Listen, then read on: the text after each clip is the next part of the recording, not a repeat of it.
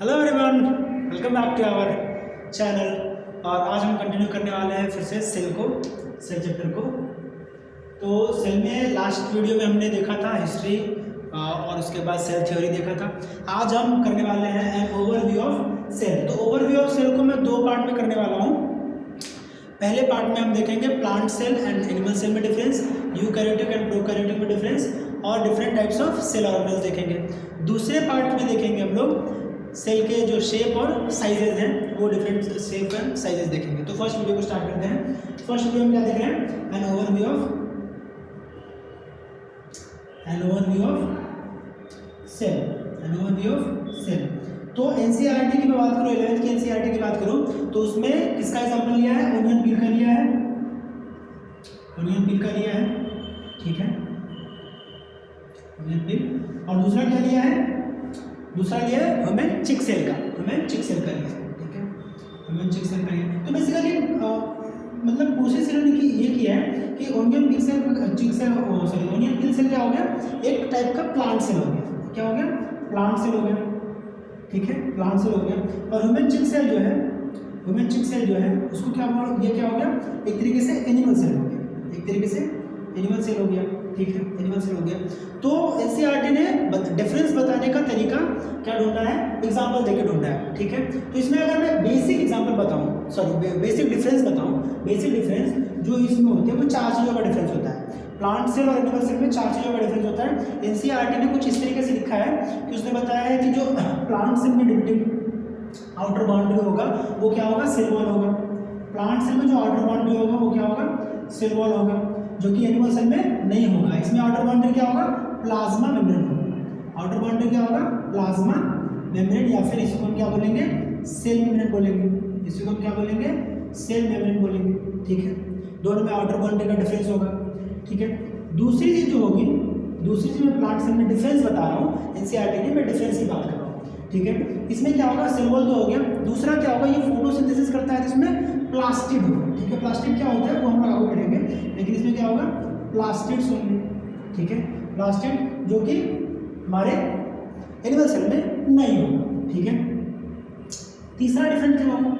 तीसरा difference centriole हमारे animal cell में होगा, सेंट्रियोल प्लांट सेल में नहीं होगा। सेंट्रियोल प्लांट सेल में नहीं होगा। उससे पहले मैं इसी का लिख लेता हूँ, लार्ज सेंट्रल वैक्यूल होगा, लार्ज सेंट्रल वैक्यूल, ठीक है, जो कि एनिमल सेल में फिर से नहीं होगा। चौथा डिफरेंस, जो मेन डिफरेंस है वो क्या होगा? चौथा मेन डिफरेंस ये होगा कि इसमें सेंट्रियोल नहीं होगा, इसमें सेंट्रियोल होगा। सेंट्रियोल बोलो या फिर सेंट्रोसोम बोलो, सेंट्रियोल या फिर सेंट्रोसोम बोलो, ठीक है, होगा, ठीक है। ये तो मेन डिफरेंसेस है। ये क्या है? मेन डिफरेंसेस है जो इसमें होंगी। जो एनसीईआरटी ने लिखा है, उसने क्या लिखा है? एनसीईआरटी ने जो लिखा है वो ये लिखा है कि प्लांट सेल हो, मतलब पिल हो, या फिर हमारा ह्यूमन चिक सेल हो, ठीक है। दोनों में क्या होगा? न्यूक्लियस होगा। पहला तो उसने क्या लिखा है कि सेल वॉल के बारे में लिखा है, आउटर मेम्ब्रेन के बारे में लिखा है, सेल वॉल और प्लाज्मा के बारे में लिखा है। दूसरा उसने क्या लिखा है कि न्यूक्लियस होगा, ठीक है, न्यूक्लियस होगा, दोनों में होगा, जो कि क्या रखेगा? क्रोमोसोम होगा, उसके पास क्रोमोसोम होगा, ठीक है, क्रोमोसोम, जिसको हम क्या बोलेंगे? जेनेटिक मटेरियल बोलेंगे, जेनेटिक मटेरियल डीएनए बोलेंगे, जेनेटिक मटेरियल डीएनए, ठीक है, जो कि दोनों में होगा, जो कि क्या होगा? दोनों में होगा, ठीक है, दोनों में होगा।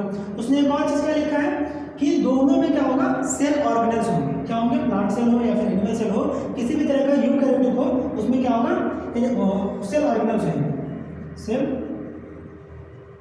सेल ऑर्गेनेल्स होंगे, ठीक है, सेल ऑर्गेनेल्स होंगे। अब सेल ऑर्गेनेल्स जो होंगे वो तीन तरीके के होते हैं। सेल ऑर्गेनेल्स जो होते हैं वो तीन तरीके के होते हैं। इसको मैं करता हूँ, लेकिन उससे पहले हम क्या कर लेते हैं? प्रोकैरियोटिक और यूकैरियोटिक में जो मेन डिफरेंसेस हैं वो हम देख लेते हैं। प्रोकैरियोटिक एंड यूकैरियोटिक में ये क्या होगा? ये दोनों सेल हमारे क्या हो गए? प्लांट सेल हो या फिर एनिमल सेल हो, क्या हो गए? प्लांट सेल हो या फिर एनिमल सेल हो, दोनों क्या हो गए? हमारे यूकैरियोटिक टाइप के सेल हो गए, जिसमें कि ये चार मेन डिफरेंसेस हैं। न्यूक्लियस दोनों में होगा, ठीक है, ये कॉमन चीज है। सेल ऑर्गेनेल्स दोनों में होंगे, ये कॉमन चीज है। एक सेल ऑर्गेनेल जो लैक करेगा एनिमल सेल में वो प्लास्टिड है, ठीक है, और ये दूसरा जो सेल ऑर्गेनेल प्लांट सेल में लैग करेगा, प्लांट सेल में नहीं होगा, वो कौन है, सेंट्रियोल होगा, ठीक है। तो प्रोकैरियोटिक और यूकैरियोटिक को थोड़ा सकते हैं। प्रो मतलब होता है प्रीमिटिव और यू मतलब होता है ट्रू, और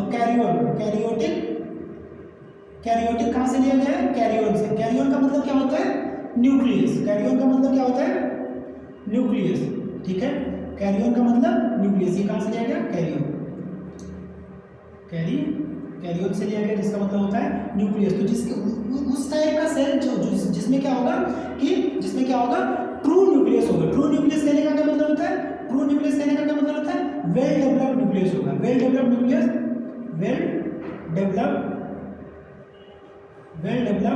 न्यूक्लियस कह सकते हो, या फिर क्या कह सकते हो, मेम्ब्रेन के साथ होगा। कैसा होगा, मेम्ब्रेन के साथ होगा, मेम्ब्रेन बॉन्ड, या फिर मेम्ब्रेन बॉन्ड न्यूक्लियस, ठीक है। प्लांट या फिर एनिमल में देखोगे तो कैसा होगा, ये जो मेम्ब्रेन होगा वो कैसा होगा, डबल मेम्ब्रेन होगा। कैसा होगा, डबल मेम्ब्रेन बॉन्ड न्यूक्लियस होगा, ठीक है। वहीं पे अगर बात करें प्रीमिटिव, प्रो मतलब प्रीमिटिव न्यूक्लियस होगा, ठीक है। ट्रू न्यूक्लियस होगा। तो एक मेरे को बात बताइए कि जब हमने फर्स्ट डे चलना स्टार्ट किया था, या फिर जब हमने फर्स्ट डे कोई चीज़ स्टार्ट की थी, तो वो बेहतर था, या फिर 10 दिन बाद, 15 दिन बाद, महीने दिन बाद हमने उसी काम को लगातार करते रहा, तब वो ज़्यादा बेहतर था। जो हम 10 दिन, 15 दिन, महीने दिन बाद करेंगे वो काम बेहतर रहेगा, क्योंकि फर्स्ट डे हम कुछ सीख रहे थे। तो जो प्रोकैरियोटिक है, फर्स्ट डे या फिर जो इनिशियल कैरियोन था, वो क्या था, नेचर जो हमारा है, nature of selection of nature जो बोलते हैं, वो धीरे धीरे इवॉल्व होते रहा। जो पहले दिन न्यूक्लियस बना या फिर जो पहले दिन सेल बना, उसके बाद धीरे धीरे चीज़ें क्या होती रही, इवॉल्व होती रही। तो हमारा जो यूकैरियोटिक बन गया वो बेहतर बन गया, और प्रीमिटिव क्या रहेगा, प्रीमिटिव ही रहेगा। इसमें क्या होगा, वेल डेवलप्ड न्यूक्लियस नहीं होगा। क्या होगा, वेल डेवलप्ड न्यूक्लियस, क्या होगा, लैग वेल डेवलप्ड न्यूक्लियस, या फिर लॉग, इसी को क्या कर लेते हैं, लैग मेम्ब्रेन बॉन्ड न्यूक्लियस नहीं होगा, ठीक है। मेम्ब्रेन बॉन्ड न्यूक्लियस नहीं होगा। पहला डिफरेंस ये होगा, पहला डिफरेंस यूकैरियोटिक और प्रोकैरियोटिक में क्या होगा कि वेल डेवलप्ड न्यूक्लियस नहीं होगा। दूसरा मेन डिफरेंस ये होगा कि इसमें सेल ऑर्गेनल्स नहीं पाए जाएंगे, ठीक है। मैंने सेल ऑर्गेनल्स हम लोग करते हैं, तो सेल ऑर्गेनल्स इसमें नहीं पाए जाएंगे, सिर्फ एक सेल ऑर्गेनल पाया जाएगा, 70s टाइप का राइबोसोम पाया जाएगा। लैग सेल ऑर्गेनल्स, एक्सेप्शन में क्या लिख लेंगे, एक्सेप्ट 70s टाइप का राइबोसोम, ठीक है। 70s टाइप का राइबोसोम होगा। उसके बजाय जो हम देखेंगे हमारे यूकैरियोट में होंगे, वो सारे सेल ऑर्गेनल्स पाए जाएंगे, सेल ऑर्गेनल्स क्या होंगे, इसमें पाए जाएंगे, ठीक है। अब एक छोटा सा मैं डायग्राम बना के दिखाता हूँ। छोटा सा मैं क्या करता हूँ, वैसे हम लोग बाद में देखेंगे, लेकिन एक छोटा सा डायग्राम, ये हमारा क्या है, मान लो एक टिपिकल कोई प्रोकैरियोटिक सेल है, ठीक है। तो टिपिकल कोई प्रोकैरियोटिक सेल है, तो ये क्या होगा हमारा, ऐसे मेम्ब्रेनलेस न्यूक्लियस होगा, ठीक है, मेम्ब्रेनलेस न्यूक्लियस होगा। वहीं पे अगर हम क्या करें, एक प्लांट सेल या फिर एनिमल सेल या फिर यूकैरियोटिक कोई भी रैंडम सेल बनाते हैं, तो क्या होगा उसमें, ये न्यूक्लियस हमारा होगा और मेम्ब्रेन के साथ होगा, तो मेम्ब्रेन बॉन्ड न्यूक्लियस होगा। मेन डिफरेंस ये है, ठीक है, मेन डिफरेंस ये है। अब सेल ऑर्गेनल क्या होता है, सेल ऑर्गेनल छोटे छोटे ऑर्गेनल्स होते हैं, छोटे छोटे क्या होते हैं, ऑर्गेनल्स होते हैं, या फिर उसको आप कह सकते हैं small organs present inside the cell के ऑर्गन्स कह सकते हैं, सेल के ऑर्गन्स कह सकते हैं। सेल के ऑर्गन्स 3 तरीके के हो सकते हैं, सेल के ऑर्गन्स 3 तरीके के हो सकते हैं। अगर आप इसको नोट डाउन करना चाहते हैं तो वीडियो पॉज करके नोट डाउन कर सकते हैं, अदरवाइज नोट्स के लिए मैं लिंक दे दूंगा अपने टेलीग्राम चैनल का, और वेबसाइट का भी दे दूंगा, आप वहाँ से नोट्स भी ले सकते हैं, ठीक है। तो सेल ऑर्गन्स क्या होते हैं, छोटे छोटे ऑर्गन्स होते हैं, छोटे छोटे ऑर्गन्स होते हैं। किसके ऑर्गन्स होते हैं, इसके ऑर्गन्स होते हैं, तो सेल के ऑर्गन्स होते हैं, ठीक है। सेल के ऑर्गन्स होते हैं, और 3 तरीके के होते हैं, ठीक है, 3 तरीके के होते हैं, उसको हम देख लेते हैं। Cell organs,